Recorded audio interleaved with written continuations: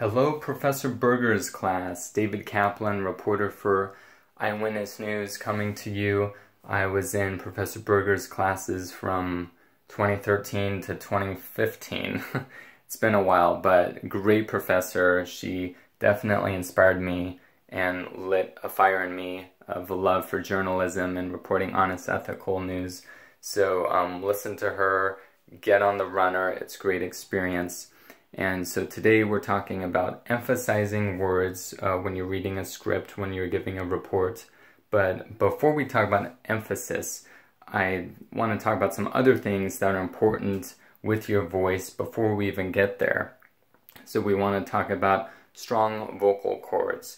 So when I was a teenager and in college, I took guitar lessons, but my teacher also gave me some vocal tips. And first, you want to make sure that you're saying your words from your diaphragm. So from here, and also from here.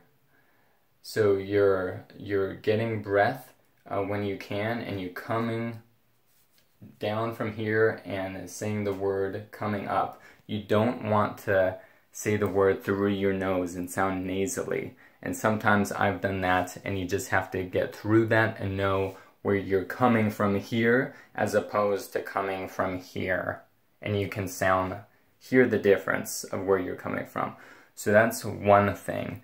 You want to make sure, you're saying the words from the right place. Also, my guitar teacher would have me do, before I would sing songs, we would say A-E-I-O-U. Say it with me. A-E-I-O-U. Now, my guitar teacher said that much louder, but you already feel weird when you do that, and it's okay. You gotta feel weird. Who cares what other people think if they're around you? You're doing it for a reason. So you're doing that, one, to loosen up your vocal cords, and to work on the power, the strength, the volume, but you're also doing it for inflection as well as articulation, because you're going up and down, A-E-I-O-U, and see how wide I'm opening my mouth when I do that? So we're talking about this again because I know you guys are talking about emphasis, but if people can't hear you because of volume, or you're not articulating, it doesn't matter what word you're emphasizing, right? So we gotta make sure that we're coming from the diaphragm, that we're projecting loud, and that we're articulating. So before you guys go on camera or are reading your scripts, I would suggest doing that. I started doing that a lot when I first started reporting, and I still do it before I go on a camera. So I'll do that, and some of my other warm-ups that I've learned from my theater classes at CSUB, again, Go Runners, 2015 grad, where our theater class professor would have us say things like wide mouth bass, itty bitty frog, wide mouth bass, pocket, pocket, pits, bumblebee, bumblebee, bumblebee. Those tongue twisters are good for me because they work different letters, different parts of my tongue and parts of my mouth, and I really feel loose after that. And remember, your tongue is a muscle, right? So you have to exercise it, work it just like any other muscle in the body, and you have to do that regularly to keep it loose. So I will say those things before I read a script or go on a camera. And the other ones that you know are fine too. Unique New York, Sally Sold Seashells, Betty Botter, those are all good ones too. The Big Black Bug. Okay, so we've loosened up our mouth. Now we're getting to emphasis. So I'm going to show you a script I just did.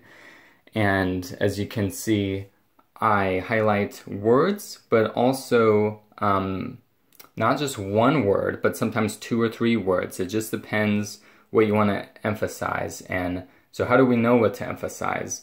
I'm picking words to punch out that are either important, the most important part of the thought or the sentence, or they're surprising, that the viewer is not expecting, or maybe they're leading up to something.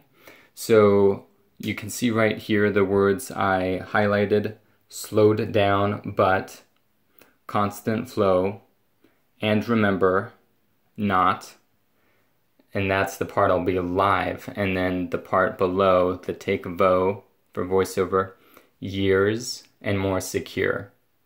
So, for instance, it would sound something like, Dave Rochelle, the amount of voters dropping off ballots at the drop box here have slowed down, but I was here for over an hour this morning and there was a constant flow of voters dropping off their ballots. And remember, it's not even election day yet.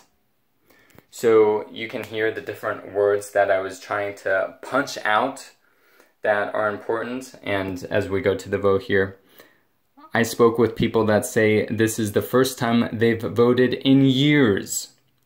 Voters tell me it seems more secure to them to fill out a mail-in ballot and then physically drop it off in person at the ballot drop box.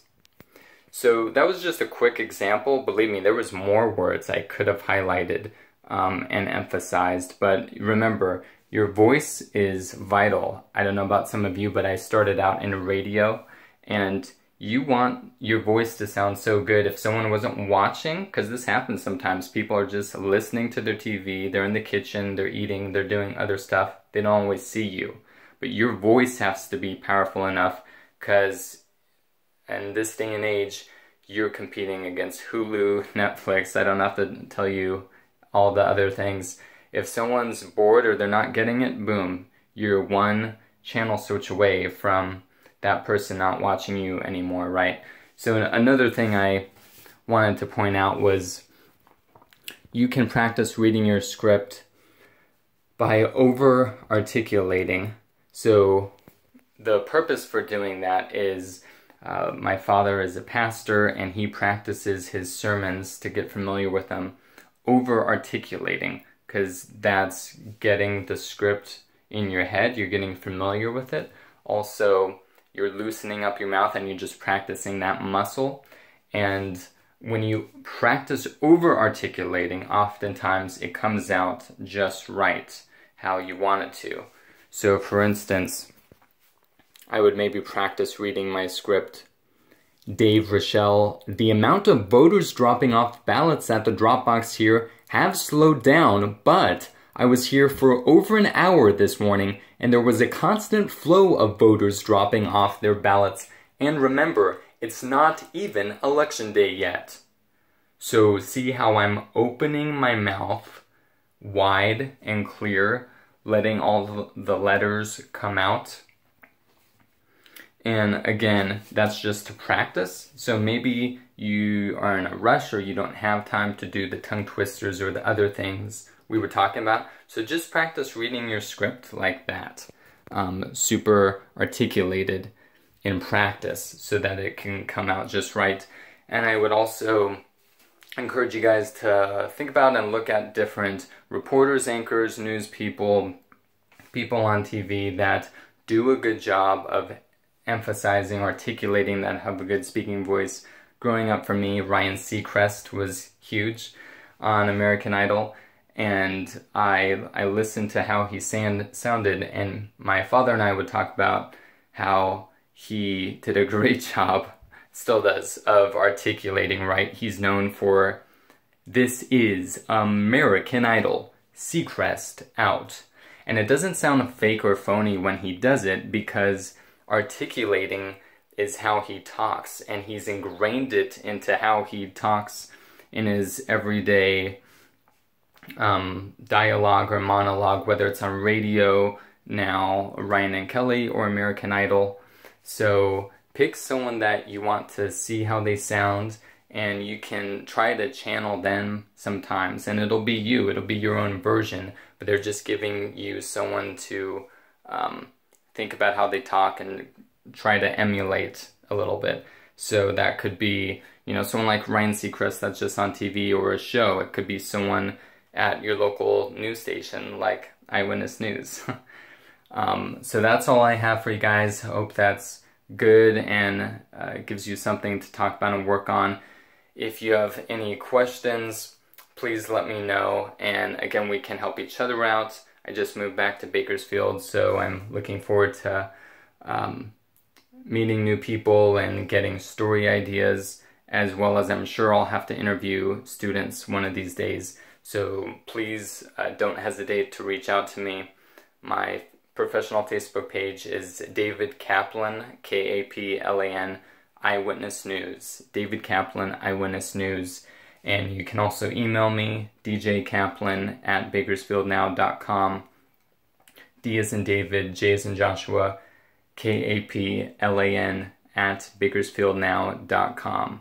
So have fun and good luck with emphasizing.